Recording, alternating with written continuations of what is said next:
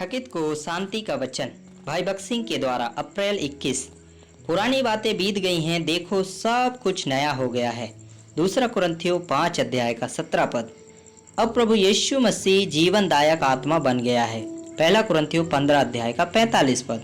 वह एक नई जाति का मुखिया है, एक स्वर्गीय दौड़, और वह हमें इसमें लाया है। इसलिए प्रेरित पौलुस कहता है, जैसे हमने मिट्टी का रूप धारण किया वैसे ही हम स्वर्गीय का रूप भी धारण करेंगे। पहला कुरिन्थियों 15 अध्याय का 49 पद। ओह, कितना बड़ा रहस्य है।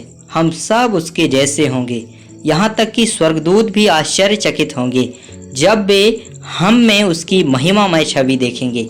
और यह क्षण भर में पलक मारते ही पिछली तुरही फूंकते ही होगा, क्योंकि तुरही फूंकी जाएगी और मुर्दे अविनाशी दशा में उठाए जाएंगे और हम बदल जाएंगे। पहला कुरिन्थियों 15 अध्याय का 51 और 52 पद। हमें अमर और महिमामय देह के साथ जिलाया जाएगा। उस दिन हमारे भीतर उद्धार का कार्य पूरा हो जाएगा और स्वर्गदूत भी हमारी महिमा और सुंदरता पर आश्चर्य करेंगे।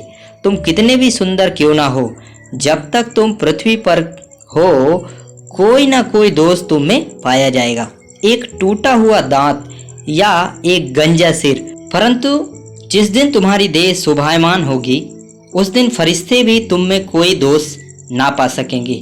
प्रभु आपको नया मनुष्य बनाने जा रहा है। कल्पना कीजिए कि एक गरीब मोहल्ले से गुजर रहा एक आदमी किसी तरह एक छोटी सी झोपड़ी से आकर्षित होता है। वह कीमत चुकाता है और उसे खरीदता है। एक धनी व्यक्ति और एक अनुभवी इंजीनियर होने के नाते वह पुरानी झोपड़ी को गिरा देता है और उसी स्थान पर बंबई की किसी भी इमारत से ऊंची इमारत का निर्माण करता है। यह एक खूबसूरती से डिजाइन किया गया है और देखने में अद्भुत है। सभी राहगीर हैरान थे कि छोटी सी गंदी झोपड़ी इतनी खूबसूरत इमारत में कैसे परिवर्तित हो गई।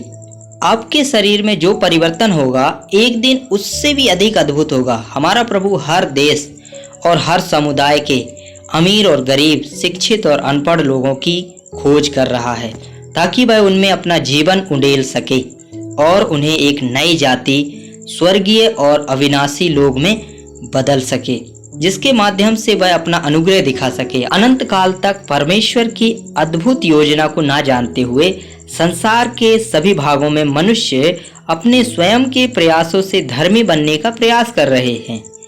ऐसे पुरुष ठीक वैसे ही होते हैं जैसे साबुन और क्रीम से सुंदर बनने के बाद भी कुरूप बने रहते हैं। कोई मानवीय प्रयास आपको पवित्र या धर्मी नहीं बना सकता। आपके द्वारा सब कुछ करने के बाद परमेश्वर को अभी भी यह कहना होगा कि आप पापों में मर चुके हैं। इफिसियों की पत्री 2 अध्याय का 5 पद। प्रभु को अपना कीमती लहू बहाकर सभी के लिए समान कीमत चुकानी पड़ी। क्रूस पर अपनी मृत्यु के द्वारा उसने पुरानी सृष्टि का अंत कर दिया है। अपने पुनरुत्थान के द्वारा उसने एक नई सृष्टि की शुरुआत की है। हम जिन्होंने प्रभु यीशु मसीह को अपने उद्धारकर्ता के रूप में स्वीकार किया है, वह नई सृष्टि है और इस अर्थ में हमें नया मनुष्य कहा जाता है। प्रभु कहते हैं, देख मैं सब कुछ नया कर देता हूँ। प्रकाशित वाक्य 21 अध्याय का 5 पद। सबसे पहले हम में काम शुरू होता है और हमें एक नया दिल, एक नया विवेक, एक नया मन, एक नया स्वभाव, एक नया ज्ञान, एक नया गौरव, एक नया सौंदर्य, एक नई ताकत, एक नई भूख और प्यास, एक नया दिया जाता है। नई बुलाहट, एक नया व्यवसाय, एक नए दोस्त, नए विचार और नई इच्छाएं। जैसे आप दूसरा कुरिन्थी 5 अध्याय का 17 और 18 पद में पाते हैं, सब कुछ नया हो गया है और सब कुछ परमेश्वर का है। यह काम तब तक अनवरत चलता रहेगा जब तक धरती और स्वर्ग भी समाप्त नहीं हो जाते और सृष्टि पूरी तरह से नई नहीं हो जाती। तब परमेश्वर की महिमा हमारे द्वारा दिखाई देगी। इसलिए हमें एक नया मनुष्य कहा जाता है।